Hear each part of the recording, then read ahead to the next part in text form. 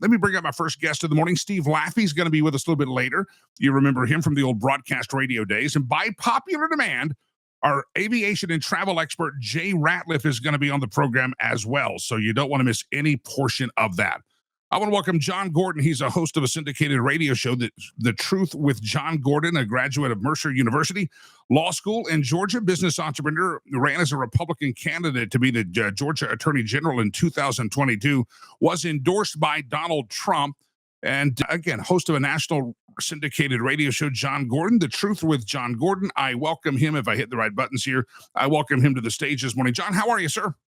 Good, Jimmy. Thank you, and Merry Christmas. Merry Christmas to you, my friend. Merry Christmas. I brought you in here. I want to talk a little bit about the Secret Service. Donald Trump is making some appointments. Of course, news, he's Time Magazine's Person of the Year, has invited Xi Jinping to attend the inauguration. But there's some real serious stuff, and those are important topics, and that's what the media is going to cover all day. But there's a report that came out this week that's quite troubling about our Secret Service and how they almost got Donald J. Trump killed, not once, but twice. And I want to get your take on it. It looks like we need to tear that department apart. Well, I think we need to do more than that. And I think that report, while I'm grateful that the congressional committee studied it and issued the report, to me, I think maybe it's unintentional, but I think it's a smokescreen, because I do not think that Butler happened by accident. And I think that the members of our government were complicit. Why do I say that? Because I'm a right-wing conspiratorialist.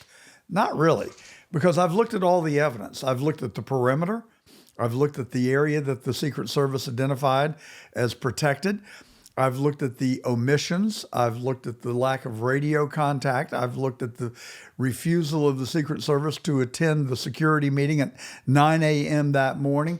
And when you look at all of the errors and omissions, don't forget, the sniper, the counter sniper, waited until Michael Crooks, if he was the one that actually pulled the trigger from that roof, he waited until all of the shots were fired, 8 rounds, before he took him out. Yet he had him in his sights even before the first trigger was pulled. So I am very skeptical. I've been a Kennedy assassination academician for the last 65 years, since I was home from the 4th grade with the flu on November 22nd, 1963.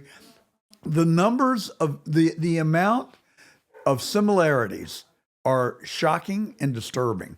So I hope the truth will come out, and I believe there's more to it than what we know right now. The head of the Secret Service at that moment, she finally resigned after a disastrous moment of congressional testimony.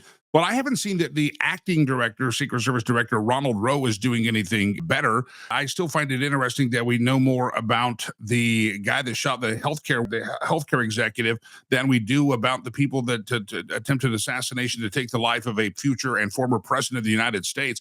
Ronald Rowe, the FBI, the whole lot of them. Nobody seems to want to give us any information. Ronald Rowe's not any better than the last person that was running the Secret Service, is he? No. In fact, I think I would give them both failing grade of F. Ronald Rutrow shot himself in the foot last week before the Congressional Oversight Committee when he lost his temper and engaged in a shouting match with a democratically elected member of Congress who is charged with the responsibility of oversight. And Ronald Rowe pivoted. He changed the conversation. He was evasive. I mean, when people are as evasive as Ms. Cheadle and Ron Rowe, you've got to ask what's up. And my tentacles are up, and I'm not buying the narrative. You talk about the shooter in New York. Do you know that Nancy Pelosi she bought calls, or did she sell puts? I think she bought calls on a security company that was responsible for looking at United Healthcare's servers. And I think the trade was made the day before. There's a lot of wild speculation going on about the ties to Nancy Pelosi.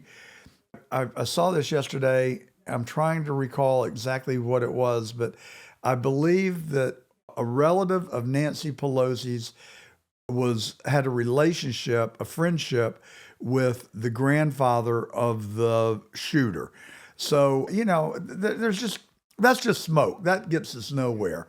But I don't think we've heard the whole story yet, and I'm following it by the minute. The shooter in New York, we do know that he has a very elite family in Maryland, and I believe, and that's Nancy Pelosi's father was the mayor of Baltimore, wasn't he? And That's there's exactly a right. lot of elite socialites, and their circles go together. Again, a lot of smoke. Sure. Not sure where the fire's at, but the Could be coincidences, but given who we're dealing with and what just happened, I think we have to look. well, that's the thing. America has lost. It used to be once in a generation. You got up on the kind of the grassy knoll theories of conspiracy and JFK and wondered what was happening. But it seems like every time the government does something now, you're kind of wondering, okay, who is behind that? Okay, because I think we have seen at least a peak that there's really is a swamp.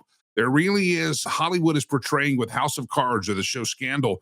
There's a lot of crap going on behind the curtain that maybe we would like to think isn't happening, but now we're kind of aware that it is happening. So when you have an assassination attempt, you kind of go, it's not always at face value. When you have an executive get shot on the streets in New York, you go, something's right. Are we wrong to be so skeptical, I guess, John? Absolutely not. I grew up in the world of Tinkerbell, Lassie, and Ed Sullivan. I yearn for those days. I lived on North Main Street. My grandparents lived on South Main Street.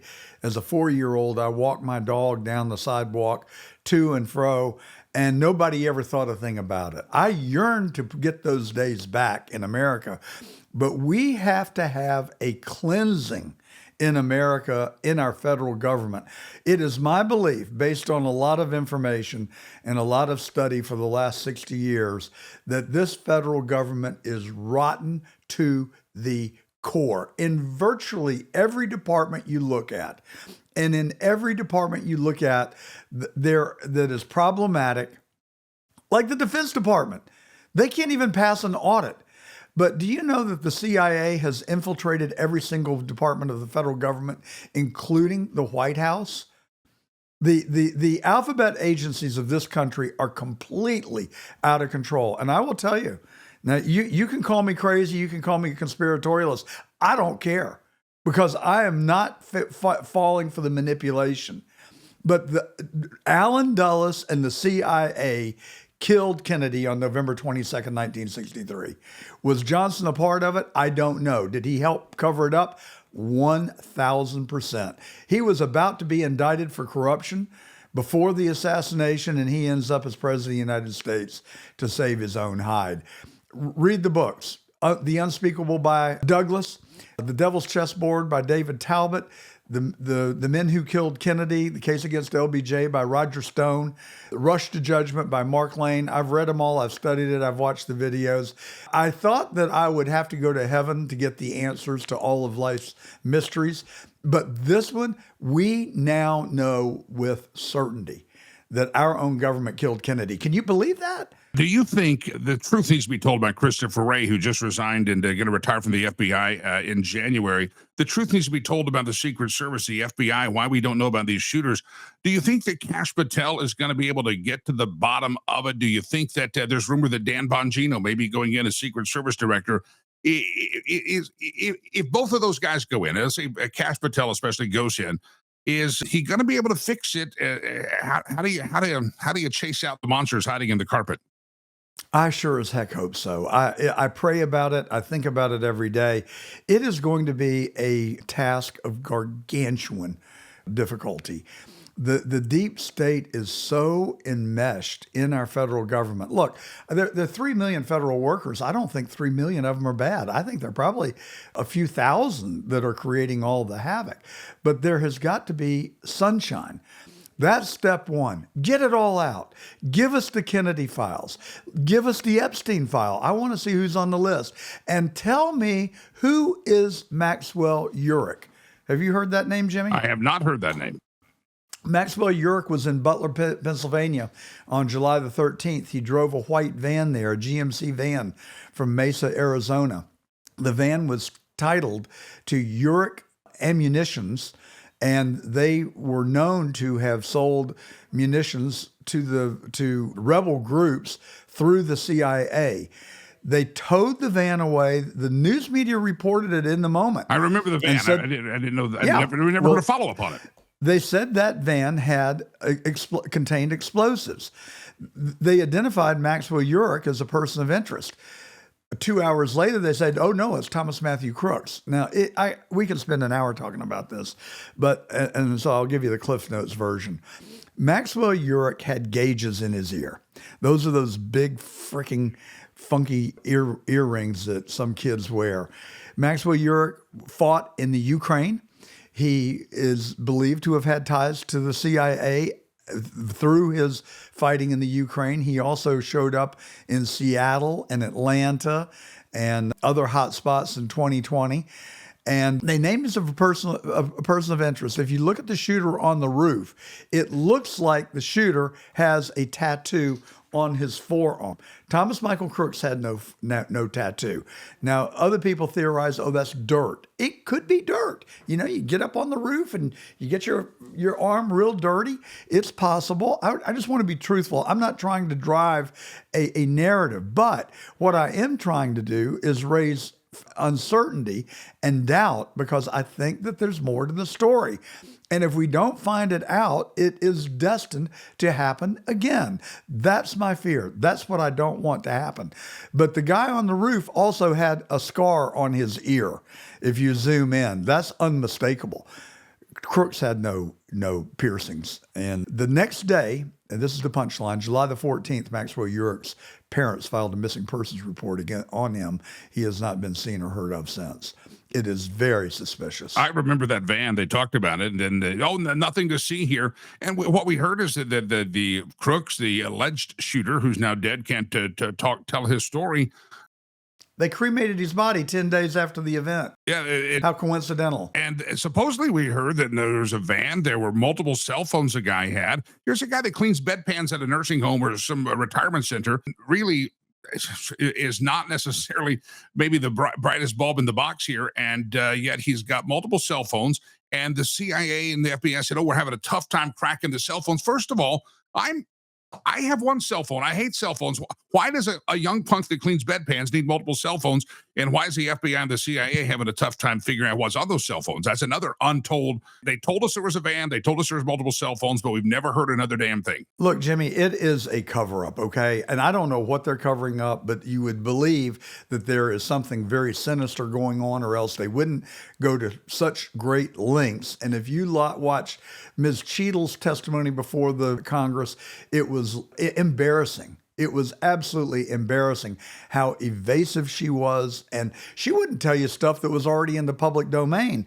And Ronald Rutro, he went there, and he was as arrogant and as rude as I ever seen. His days are very short as head of the Secret Service. There's a whistleblower at the Secret Service that said the 5 top people in management have to go, that they are there for the wrong reasons, and he's not going to stop until they're gone. He's got, if Rowe does get fired or resigns, 2 down, 3 to go. I don't know who the other 3 are, but we need reform, and we need sunshine. Sunshine is the best infectant. John Gordon, my guest. John, if folks want to follow you, watch your show, keep up with what you're doing, where do they go, sir? You can go to the John Fredericks Media Network every Saturday between noon and 2, and on Sundays between 1 and 3. We're on in Memphis, Atlanta, Richmond, Norfolk, Pittsburgh, Philadelphia, and Morgantown, West Virginia. And you can find all of our shows on rumble.com. Search for John Gordon Truth on Rumble, YouTube, Getter, and X. I'd love to have you all come over and see us. John Gordon. Hey, appreciate you. We're going to do it again. Let's do it again here real soon. John Gordon,